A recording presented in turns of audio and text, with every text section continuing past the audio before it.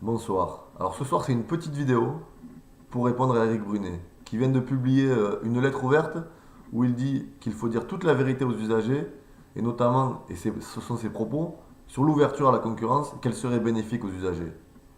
Je crois que la première chose qu'il faut rappeler à Eric Brunet, c'est qu'il y a des règlements européens qui traitent de l'obligation de service public, l'OSP, écrit noir sur blanc, et cela permet de déroger à l'ouverture à la concurrence, notamment dans le cadre du service public ferroviaire. L'État français pourrait accorder des contrats sans passer par des appels d'offres s'il estime que cela permettrait une amélioration du service rendu. Donc je crois que la concurrence n'est pas inéluctable et en réalité c'est un choix dogmatique et politique. Donc non, il n'y a pas obligation à ouvrir le rail français à la concurrence. Ensuite, dans son petit texte, Eric Brunet parle de nos voisins européens. Je crois qu'on peut prendre d'abord l'exemple anglais, qui est le plus emblématique, je dirais, puisque ça a été le premier à ouvrir la concurrence dès 1995. Les chiffres sont hallucinants. Par exemple, concernant le prix des billets, on constate depuis 1995 une hausse de près de 117%. Sur les abonnements de travail, depuis 2010, c'est 27%. Et un élément qui parle à beaucoup de gens, qui aujourd'hui prennent le train pour aller sur leur lieu de travail, en France, on estime que c'est à peu près 2% du budget mensuel pour une personne, et en Angleterre, c'est entre 14 et 17% selon les chiffres. Voilà aujourd'hui la réalité du rail anglais. Il y a eu également des morts, beaucoup de morts.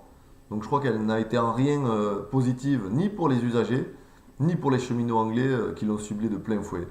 Et à tel point qu'aujourd'hui, un sondage estime que 70% des Britanniques sont favorables à la renationalisation du rail. Et ensuite, il y a aussi l'exemple allemand. Donc parlons du rail allemand. Aujourd'hui, on vient d'apprendre que Mayence, qui est une capitale régionale de 200 000 habitants, voit sa gare fermée le soir par manque d'aiguillères. Donc aujourd'hui, c'est comme si Bordeaux ou Toulouse étaient fermés à partir de 18h et qu'aucun train ne pouvait passer par manque de personnel. Pourquoi? Parce que l'équivalent de Réseau, qui employait il y a 10 ans 52 000 salariés, en emploie 32 000 en Allemagne aujourd'hui. Dans le même temps, la compagnie historique a engrangé 2,7 milliards de bénéfices, mais ne les a pas réinvestis ni dans l'emploi, ni dans la maintenance du réseau. Donc aujourd'hui, on voit que Allemagne et Angleterre, les deux exemples que l'on peut citer et qui sont repris par M. Brunet, montrent que l'ouverture à la concurrence n'est pas bénéfique aux usagers. Puis enfin, on a connu en français l'ouverture à la concurrence. La SNCF ne la découvre pas, elle la vit depuis 2006 au fret.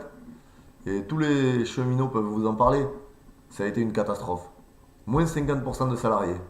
Moins de 10% de la part de marchandises transportées par rail. Tout se casse la gueule et les camions se multiplient sur les routes. Voilà où a mené l'ouverture à la concurrence pour le fret. Et enfin, dernier élément qu'on peut verser au débat. Je crois qu'en France, on a aussi vécu l'ouverture à la concurrence dans d'autres services publics historiques. Ça s'est traduit pour l'électricité avec une hausse des prix de 30%. Pour le gaz, 80% d'augmentation. Donc je crois que oui, il faut dire toute la vérité aux Français. Il faut dire toute la vérité aux usagers. Et il faut leur dire que non, l'ouverture à la concurrence ne sera pas synonyme demain de plus de trains et de billets moins chers. En réalité, partout où le rail a été ouvert à la concurrence, partout où les services publics ont été ouverts à la concurrence, le constat est le même.